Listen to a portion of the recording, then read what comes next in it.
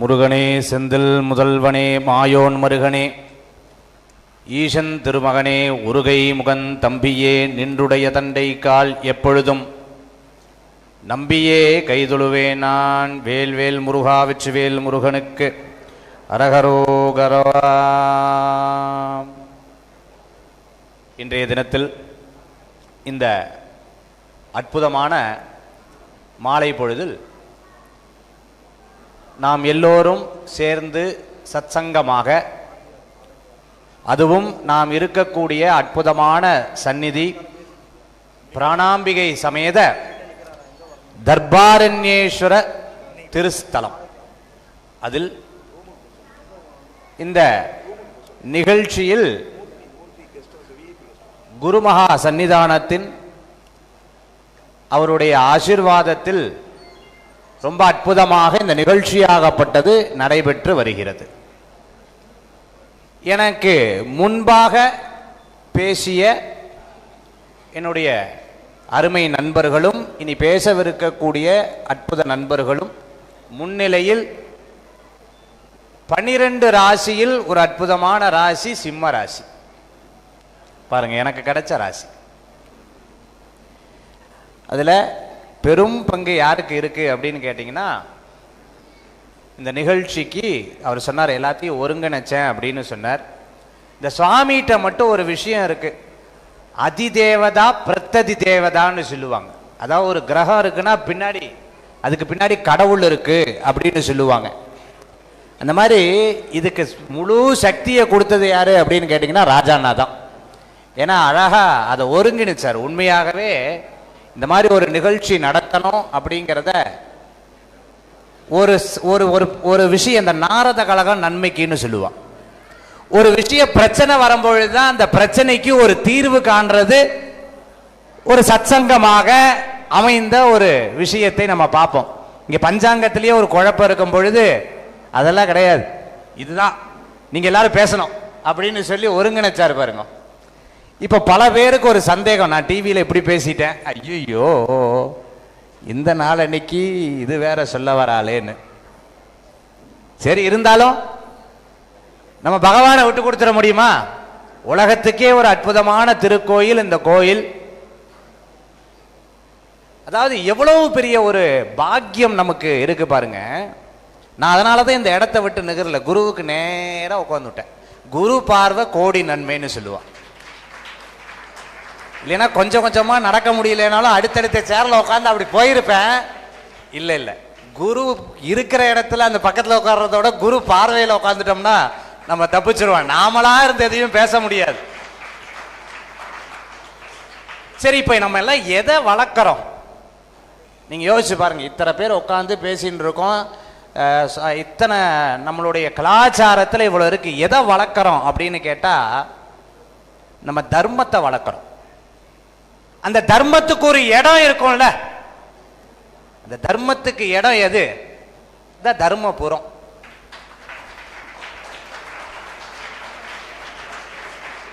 நம்ம அப்பா அம்மா சொல்லி கொடுக்கக்கூடிய விஷயம் தர்மத்தை காக்கணும்பா.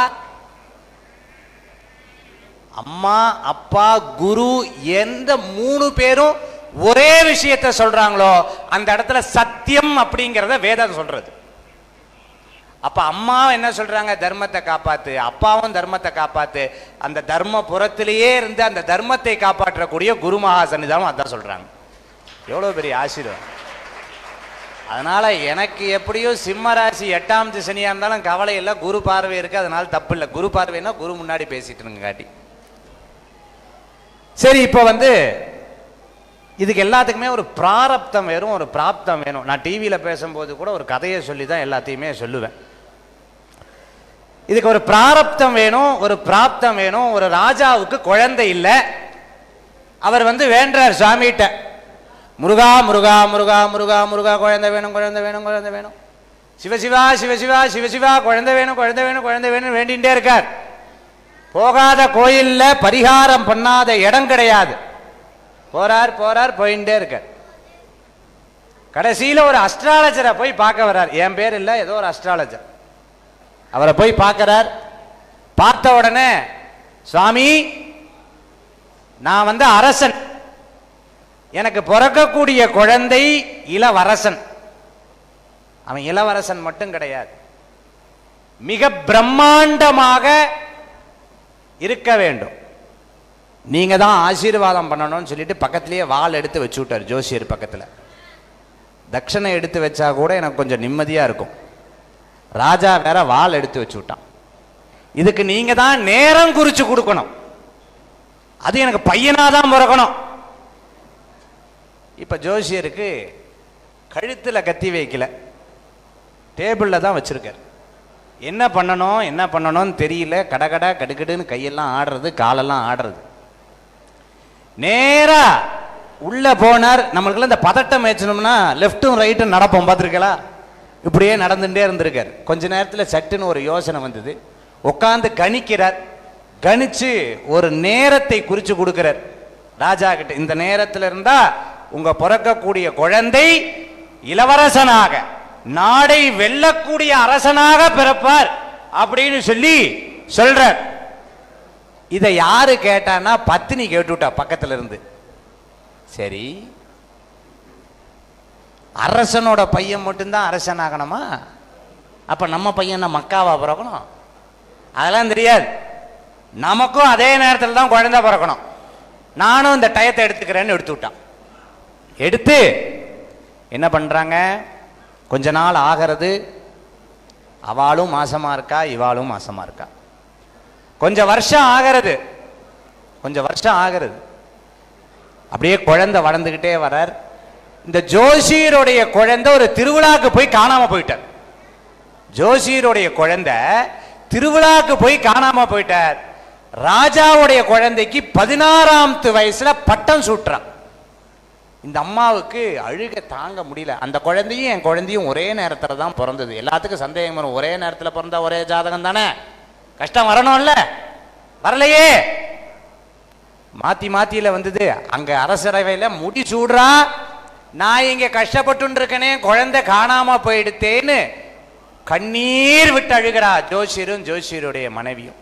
இந்த நிகழ்ச்சி என்னால பார்க்க முடியல, வாங்க போலான்னு சொல்லிட்டு கையை பிடிச்சு கூட்டிட்டு போறா. இந்த ஊரை விட்டு எங்கேயாவது போவோன்னு அப்படி கையை பிடிச்சு. மனைவி சொன்னா தப்பு இல்லையே, மனைவி சொன்னா போய் தானே ஆகணும் இல்லையா? யாத்துக்காரி சொன்னாங்காட்டி தான் இந்த நிகழ்ச்சிக்கு வந்தேன், பார்த்துக்கோங்க. அண்ணா கூப்பிட்டார் ஒரு பக்கம், அது இருக்கட்டும், சொல்லி அனுமதி வாங்கிட்டு தான் வந்திருக்கேன். அப்போ என்ன இருக்கு, மனைவி சொன்ன தப்பு இல்லைன்னு சொல்லிட்டு பின்னாடியே போயிருக்கார். 2 பேரும் அழுதுண்டே போறா. ஏன்னா நீங்க தானே டைம் குறிச்சு கொடுத்தேர். அந்த குழந்தைக்கு நான் தப்பு சொல்லல, குழந்தை ராஜா இதை சூட்டுறான்னு சொல்லிட்டு. ஆனா நம்ம குழந்தை எங்கேயோ தொலைச்சிட்டு நிக்கிறோமே, இது என்ன நேரம் அப்படின்னு அந்த ஜோசியருடைய மனைவி கேட்கும் பொழுது அவர் சொன்னார், தெரியல, செவ்வாயும் சூரியனையும் வைத்துத்தான் இதை நான் குறிச்சு கொடுத்தேன் அப்படின்னு சொல்லிவிட்டார். யாரு? ஜோசியர் சொல்லிவிட்டார். மனைவிக்கு கோபம்.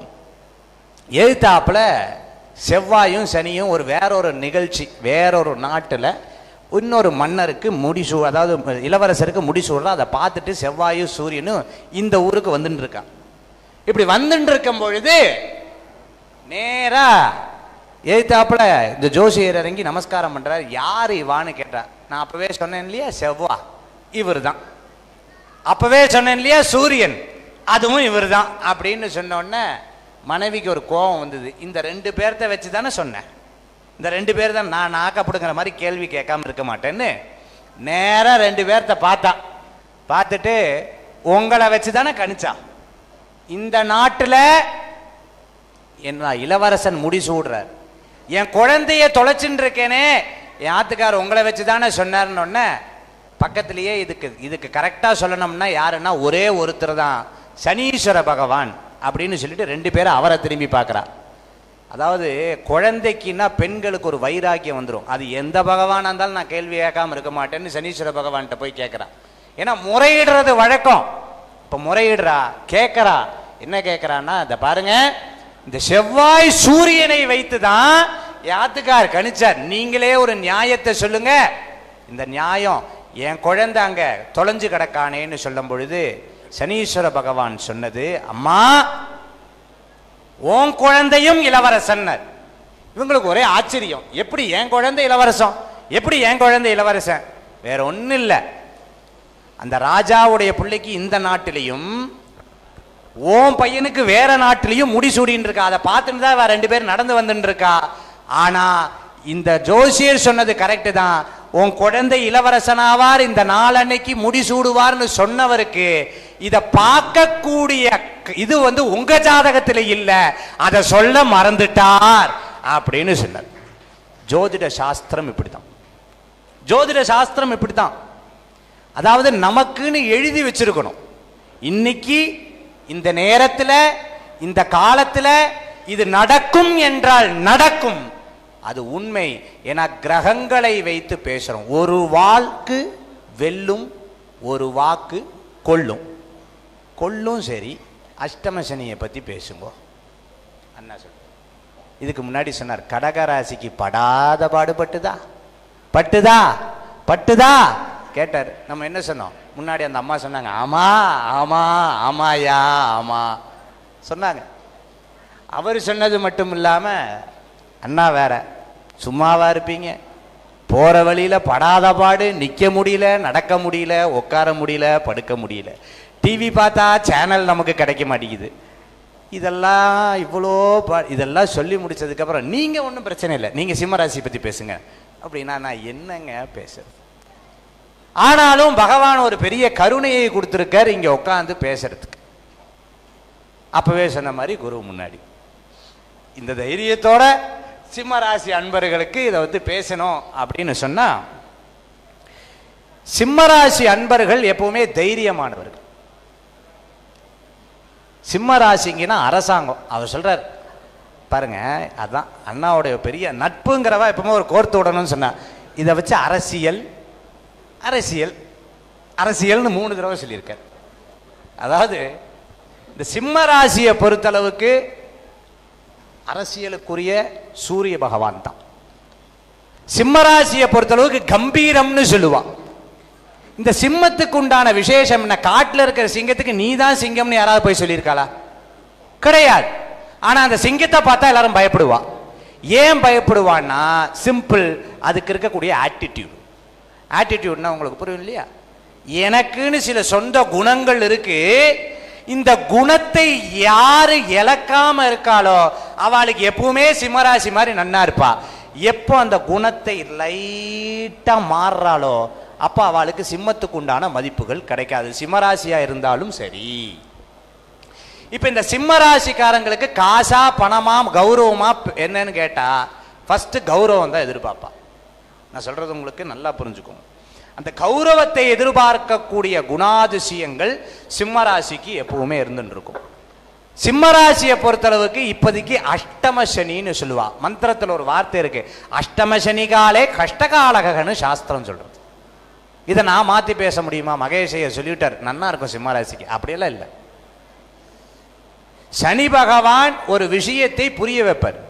அம்மா நான் 5ஆம் கிளாஸ் படித்தேன், 6ஆம் கிளாஸ் படித்தேன், 8ஆம் கிளாஸ் படித்தேன், 9ஆம் கிளாஸ் படித்தேன், 10ஆம் கிளாஸ் படித்தேன், எல்லா பரீட்சையிலையும் வருஷா வருஷம் பரீட்சை எழுதினேன். ஆனாலும் எனக்கு பரீட்சையை பார்த்தா கை நடுங்கும், பேனாவும் பேப்பர் எடுத்தா கை நடுங்கும். ஏன்னா எனக்கு பயம், பரீட்சையில் பாஸ் ஆகணும், அந்த மார்க் வர வரைக்கும் ஒரு ஆன்சைட்டி இருந்துட்டு இருக்கும். அதே மாதிரி தான் சிம்மராசி அன்பர்களுக்கு இந்த அஷ்டம சனி காலத்தில் ஒரு பய உணர்வுகளை கொடுப்பார். யாராவது என்னங்கன்னு கேட்டா என்னடான்னு காதில் விழுக்கும், என்னமான்னு கேட்டா அப்படியே ஆப்போசிட்டா காதில் விடும். இதெல்லாம் பொறுத்துக்கணும். அந்த பொறுத்துக்கக்கூடிய தன்மைகள் ஒன்று அவ அப்படி சொல்லியிருப்பா, இல்லை அப்படி நமக்கு கேட்டிருக்கும். 2 குணங்கள் இருக்கு. நான் சொல்றது உங்களுக்கு புரியுதா? அவ சொன்னான்னு சொல்லி இல்லை, நமக்கு அப்படி கேட்டிருக்கும். இது அஷ்டம சனியில.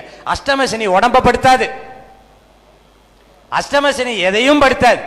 எதுல நீங்க ஆசை வச்சிருக்கீங்களோ அதை காமிச்சு கொடுக்கும். அம்மா இது ஆசை கிடையாது. சனீஸ்வர பகவான் நீங்க சொல்லியிருக்கார் சூரிய புத்திரக, சூரியன்னா வெளிச்சம், சனீஸ்வர பகவான் நிழல். நிழல் மனிதனுக்கு தேவைப்படுமா? இப்ப பாருங்க, என் பக்கத்தில் இருக்கிற நிழல், இந்த சேரோட நிழல் இருக்கு, எனக்கு தேவைப்படுமான்னு கேட்டா தேவைப்படாது. ஆனா வெயில் ஓவரா இருந்தா நிழல் தான் தேவைப்படும். ஒவ்வொரு மனிதனுக்கும் நான் எனக்கு 365 நாளும் சூப்பரா இருக்குன்னு யாராவது ஒருத்தர் சொல்லுங்க. எங்க வீட்டில் நான் திட்டே வாங்கினது இல்லை, எங்க அம்மா என்னை திட்டினதே இல்லை, எங்க அப்பா என்னை திட்டினதே இல்லை, என் ஆத்துக்காரி என்னை கொட்டினதே இல்லை, சாரி திட்டினதே இல்லை, என் ஆத்துக்காரர் என்னை திட்டினதே இல்லை, யாராவது ஒருத்தர் சொல்லுங்க பார்க்கலாம். சாமியை தவிர எல்லாரும் சொல்லுவோம். ஏன்னா குருமகா சன்னிதானம் என்னைக்கும் தர்மத்தை பத்தியே சொல்லக்கூடிய. யாரு கேட்ட நீங்க அம்மாட்ட போய் ஒரு வார்த்தை பாருங்க.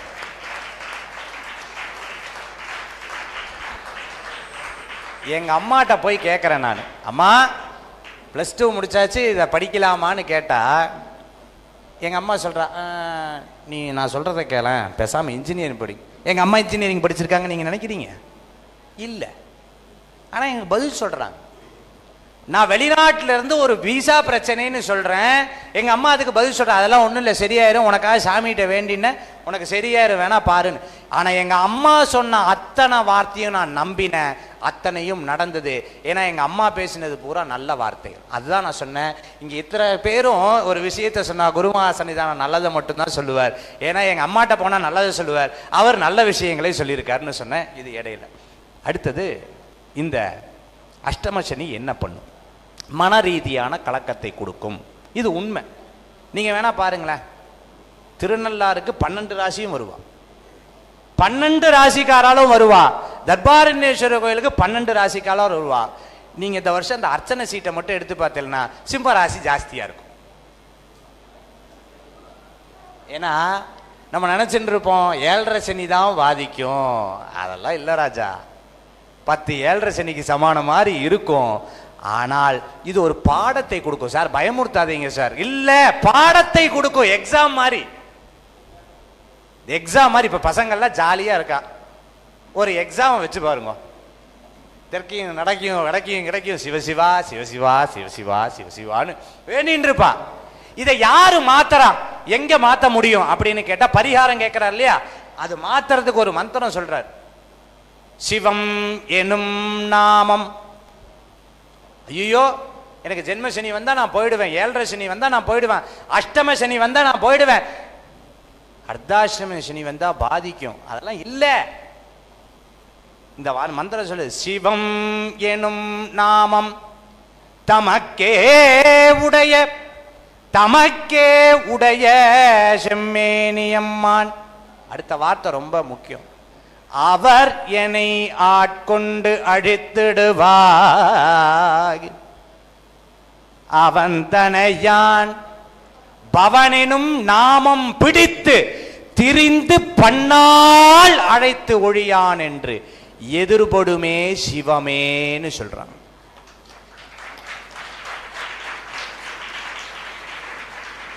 ஒரு வார்த்தைக்கு மறு வார்த்தை நம்ம சொல்லுவோம், அதெல்லாம் இல்லை. நான் அஷ்டமசனி நன்னாதான் இருந்தேன்னு சொல்றது கூட ஆள் இருக்கு. ஆனா நான் இப்ப சொன்ன மந்திரத்துக்கு மாத்தி சொல்ல முடியாது. சிவம் எனும் நாமம் தமக்கே. நான் எனக்கு சிவன் பேர் வச்சுட்டா சிவன் கிடையாது, சிவனை தவிர உலகத்தில் எந்த சிவனும் கிடையாது. அவர் எனும் ஆட்கொண்டு, அவரை தவிர என்னை யாரும் அழிக்க முடியாது, அவரை தவிர என்னை யாரும் ஒன்றும் பண்ண முடியாதுங்கிற எண்ணத்தை மனதில் கொண்டால், அந்த எண்ணத்தை மட்டும் மனசுல கொண்டு விட்டோம்னா நமக்கு எந்த பிரச்சனையும் வராது. அதனாலதான் நம்மளை சிவன் அடியார்கள் என்றோம். எப்படி?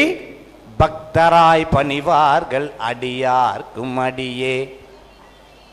இந்த பக்தனா நான் அடியார்க்கும் அடியனாக சிவபெருமானை நான் சரணடைஞ்சிட்டேனா எந்த பாதிப்பும் வராது. இந்த அஷ்டம சனி காலே கஷ்ட காலங்கிற வார்த்தை நமக்கு மாறிடும் அப்படின்னு சொல்லப்பட்டிருக்கு. ஆனா அஷ்டம சனியில சோதனை நடக்கும்னு சொன்ன அண்ணா அப்பளே மைக்க பிடிச்சு கேட்டார், கல்யாணம் நடக்குமான்னு கேட்டார். ஒருவேளை எங்கிட்டையும் கேட்பார். அதனால ஃபர்ஸ்டே சொல்லிடுறேன், அஷ்டம சனி காலத்துல வீடு வாங்குவா, அஷ்டம சனி காலத்துல இன்சூரன்ஸ் போடுவா, அஷ்டம சனி காலத்துல கல்யாணம் பண்ணுவா, அஷ்டம சனி காலத்துல என்ன மாதிரியே குழந்தை வேணும்னு கேட்பா, எல்லாத்தையும் கேட்பா. எல்லாமே உங்களுக்கு நடக்கும். ஆனா எல்லா விஷயங்களும் நடந்ததுக்கு அப்புறம் எப்படி அப்படிங்கிறத மட்டும் சொல்லிடக்கூடாது. அப்ப சனீஸ்வர பகவான் பின்னாடில இருந்து 2 குத்து குத்துவார். அப்படி எல்லாம் இல்லப்பா, இப்படிதான் அப்படின்னு சொல்லுவார். அது இந்த அஷ்டம சனி காலத்துல நடக்கும். தேர்தலில் நின்னா ஜெயிப்பா. அப்பாடா, அரசியல சொல்லிவிட்டேன்னு தப்பிச்சுட்டேன். யார் ஜெயிப்பான்னு கேட்கக்கூடாது, தேர்தலில் நின்னா ஜெயிப்பா. அது சிம்மராசி அன்பர்களுக்கு கண்டிப்பாக நடக்கும். கௌரவ குறைச்சல் நீங்களா நினைப்பேல் அது ஏற்படாது. அதனால கவலைப்பட வேண்டியதில்லை. யாராவது திட்டினா என்ன பண்ண, இப்போ பேசினவா பாவர முன்னாடி சொன்னார், நீங்கள் பஞ்சநாதன் பேசும்போது ரொம்ப அழகாக சொன்னார், வீட்டில் மட்டும் ரொம்ப கவனமாக இருக்கணும், மனைவிட்ட அப்படின்னு சொன்னார் அண்ணா. இது உண்மைதான், கவனமாக தான் இருக்கணும். அது சிம்மராசிக்கு மட்டும் இல்லை, 12 ராசிக்காரால இவாட்ட இவாளும் கவனமாக இருக்கணும். அது நம்ம தெரிஞ்சுட்டு இருப்போம். அதனால இந்த காலகட்டத்தில் நமக்கு கிடைச்ச பாக்கியம். சரி, ஏன் இங்க நம்ம திருநள்ளாறுல பரிகாரம் பண்ணணும்? ஏன் வீட்டு பக்கத்து கோயில்ல பரிகாரம் பண்ணலாமே இல்லையா? திருநள்ளாறுல ஏன் பரிகாரம் பண்ணணும்? திருநள்ளாறுல ஏன் அதுக்கு முக்கியத்துவம் இருக்கு அப்படிங்கிறதுக்கு ஒரு கதை ஒன்று இருக்கு. ஒரு அம்மா, வயசான அம்மா, இது நடந்த உண்மை. அந்த அம்மாவை குழந்தைகள் அநாத ஆசிரமத்தில் விட்டுட்டா. என்ன ஆசிரமம்? அநாத ஆசிரமத்தில் கொண்டு போய் விட்டுட்டா. என்னுடைய நிகழ்ச்சி அப்போ ஒரு பிரபல்யமான நிகழ்ச்சியில் வந்துட்டு இருக்கு.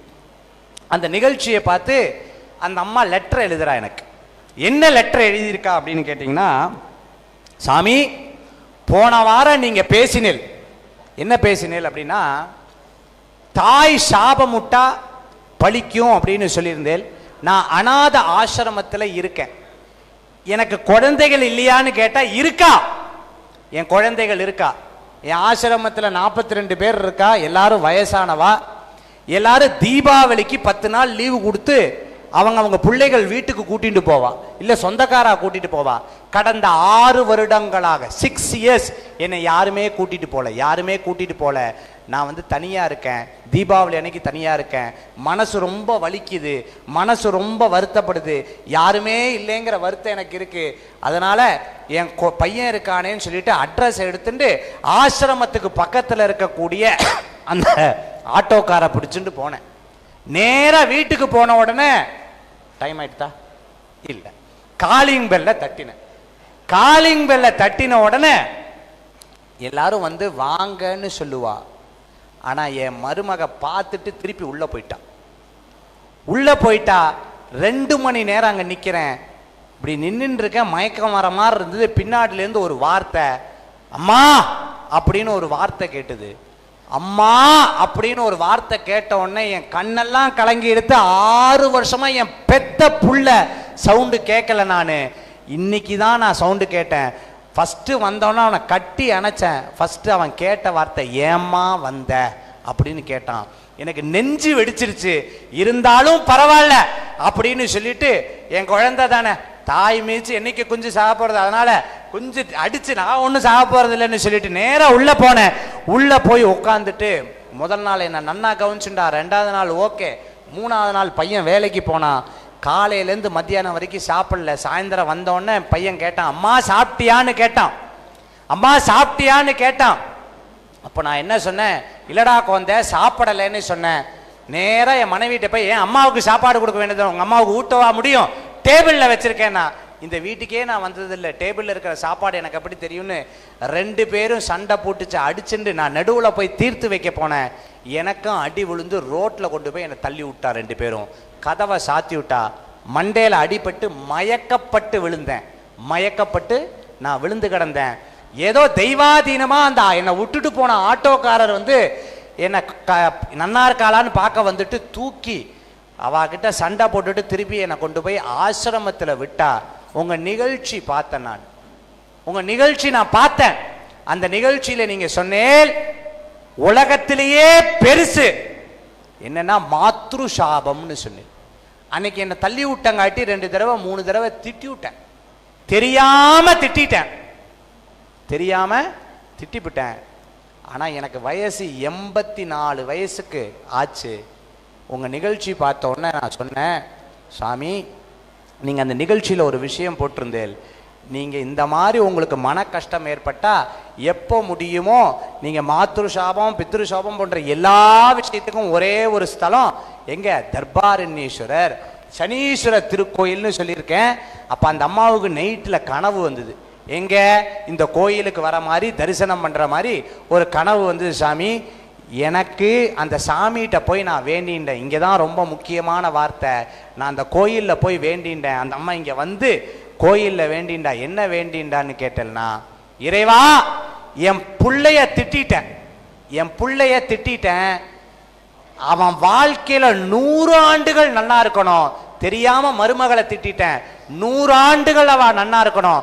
அவளுக்கு ஏதாவது இனிமே பிரச்சனை வந்தா, நான் இருக்கிறது 2 வருஷமோ இல்லையோ, அந்த அத்தனை கஷ்டத்தையும் எனக்கு கொடுக்கட்டும் அப்படின்னு சுவாமிகிட்ட வேண்டிட்டேன். உலகத்திலேயே எங்கேயும் வந்து இந்த மாதிரி வேண்ட முடியாது. ஆனா சனீஸ்வரர்கிட்ட உரிமையாக அந்த அம்மா வேண்டின்றாளாம். கனவுலையும் பகவான் வந்தார். அப்ப நான் சொல்லும் பொழுது அந்த நிகழ்ச்சியில சொல்றேன், கனவுல போய் சாமி கும்பிடுறா, கனவுல போய் வேண்டா.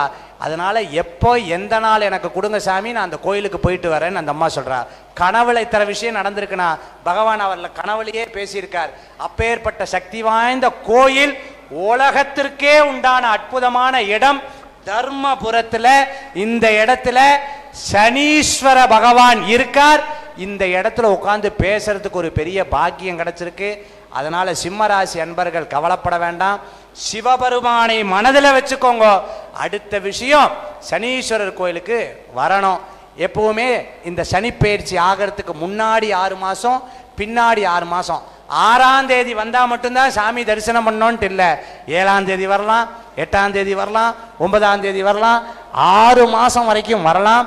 இங்க நடக்கக்கூடிய அபிஷேகங்கள்ல பங்கெடுக்கணும், அந்த சுவாமிக்கு அபிஷேகங்கள்ல பங்கெடுக்கணும். ஏற்கனவே நிகழ்ச்சி ஆரம்பிக்கும் போது சொன்னேன், நாம தர்மத்தை காப்பாற்றணும், தர்மத்தை குழந்தைகளுக்கு சொல்லிக் கொடுக்கணும், நெற்றி நிறைய திருநீர் பூச வேண்டும், ஆன்மீகத்தை வளர்க்க வேண்டும், இந்த போன்ற சத்சங்களில் கலந்து கொள்ள வேண்டும், குழந்தைகளுக்கு அது புரிய வேண்டும், புரியவும் உண்டாக்க வேண்டும். அதுதான் சன்னிதானமும் சொல்லிக் கொடுக்கிறார், நானும் சொல்லிக் கொடுக்குறேன். இந்த இடத்துல இருக்கக்கூடிய எல்லா ஜோதிடர்களும் அதான் சொல்லிக் கொடுக்குறா. சிம்ம ராசிக்கு எப்படி சார் இருக்கு? பிரமாதமா இருக்கு. அதனால் அஷ்டம சனியில கவலைப்பட வேண்டாம். நன்றி, நமஸ்காரம். வெற்றிவேல் முருகனுக்கு கரவரோரா.